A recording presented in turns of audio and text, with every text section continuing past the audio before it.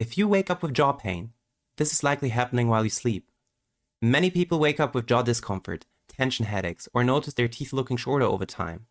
A common cause is bruxism, unconscious grinding or clenching during sleep. The problem is, patients usually don't feel it while it happens. Damage develops slowly, as wear facets and muscle overload, long before pain becomes obvious.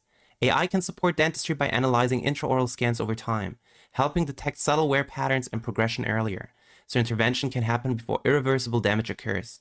Because by the time jaw pain wakes you up, the damage didn't start that night.